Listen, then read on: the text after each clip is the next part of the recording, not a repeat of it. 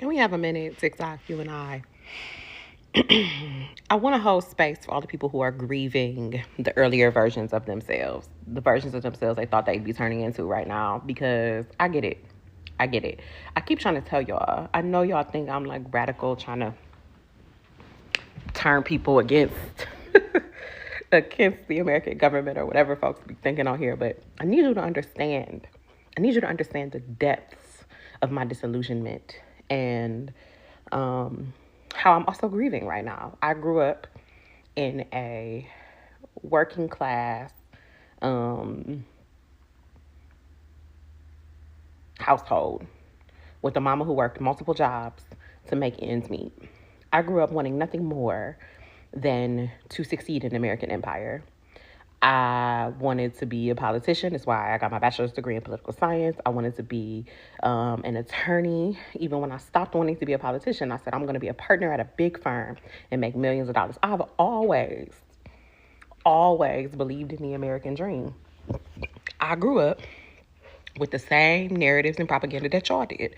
I grew up loving celebrities. I grew up thinking my country had a couple problems in its history, but it was on the right track. I grew up thinking substantive, transformative change was possible when necessary. I grew up on all the shit that y'all did. That if I went to school, got good grades, got the degrees, that all the things would fall in place and I'd be fine and blah, blah, blah. And I cannot possibly communicate how disheartening, how distraught it has been to learn that the vast majority of that is a lie. The vast majority of that is a PR marketing project that I bought into. And that in fact, our world is premised on an entirely different structure where people who are ruthless and or who have vast amount of wealth can succeed in this system by doing the most inhumane things, and that the system will reward them for it, and that the system will only reward my hard work insofar as it supports the status quo.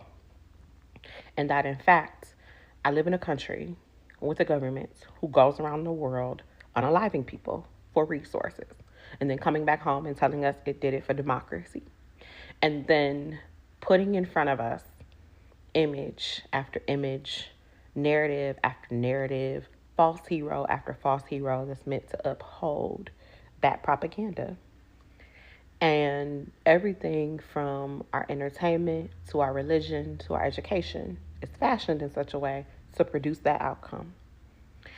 And I designed my whole life up until 4 or 5 years ago, maybe, designed my whole life premised on that narrative, premised on the idea that because I was smart and because I had these degrees, that I could create a life for myself where I made meaningful contributions to the world and enjoyed all the conveniences that my country allowed for while ignoring much of anything else.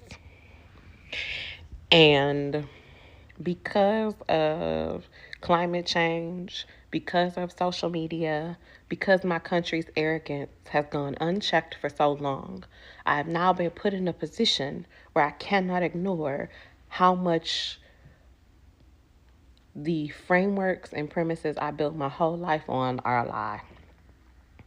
So now I have to invent a whole new dream.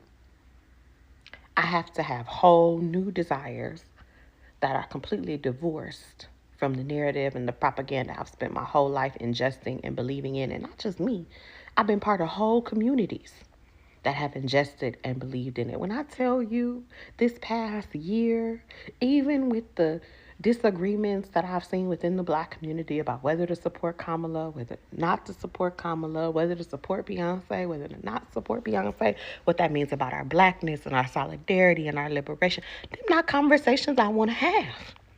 I want to be my Black ass at somebody Black ass family barbecue doing Black ass dances with Black ass Beyonce music. Talking about how much we love Kamala. Listen, okay? But my conscience and my principles will not allow me to pretend. I'm not a pretender, you see? So now, not only have I had to reevaluate my entire dream and plan for my life, which hate that, I have to try to come up with a new plan that's not premised on this propaganda, hate that, while watching my country, which isn't even my country, hate that, cannibalize itself because it refuses to confront reality.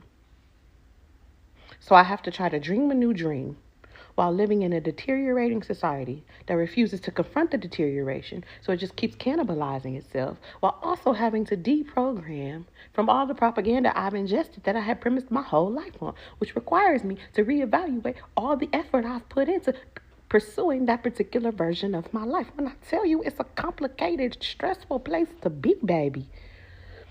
Understatement. So I just wanted to make it clear. I know y'all get on this app and y'all see me talking and y'all be like, this is so good. These are such good ideas and analysis, and thank you. And I want to make it clear, it's not easy for me either. I did not grow up in a radical household. I did not grow up in radical communities. I grew up in communities that told me to be twice as good, that told me that I could create a life for myself if I colored within the lines, if I did the stuff, if I didn't ask questions, if I didn't push back. And on some level, I bought into it. It wasn't until it became glaringly obvious and caused me such a disconnect, such a visceral reaction, because the brutality was too inhumane, and because I knew too much about my ancestors, and because I felt an obligation not only to my ancestors, but to generations to come, to be honest with myself and about my reality, and to build from where I'm at, not from where I want to be or from where I've been told I am. That I'm now in a position where I have to try to redesign my whole fucking life in the middle of a collapsing society based on something besides the propaganda I'm fed daily when I turn on the TV and on my phone and at my kids' schools and all the places. I work at a university, and implicitly, whether we acknowledge it or not, all of these institutions, our universities, our doctors' offices, our government buildings, all of our stuff is premised to some extent on that same propagandized narrative. So now that I have this critical lens with which I see the world, I'm constantly having to negotiate with my old self and my new self and the self I want to be. You feel me? In a society that's also, I was going to say it's negotiating its present with its past and its future, but it's not.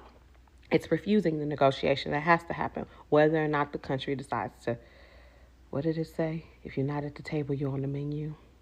Well, America has refused to sit at the table. America won't even acknowledge there's negotiations happening at a table. So America is absolutely on the table. That means I'm on the table.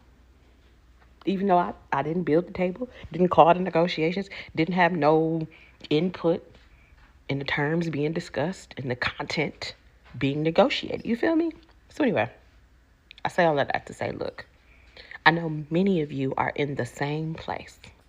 Many of you also have had an awakening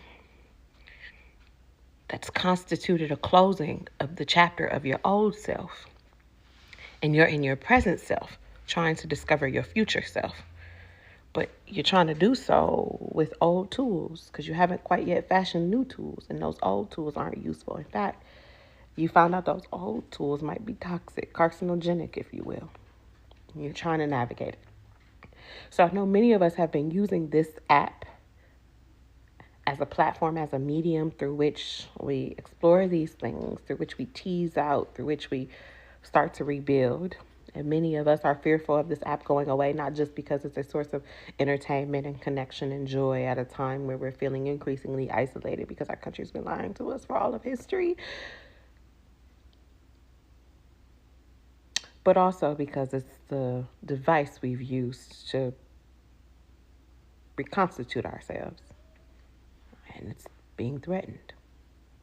So I say all of that to say, I hope if TikTok goes away, I hope you know how much I've enjoyed your recipes and your jokes and your skits and your analysis and your life experiences and the joy you've shared with us. And I cannot wait for us, for our future selves to meet somewhere, for our current selves to meet somewhere as we try to figure out how we become our future selves.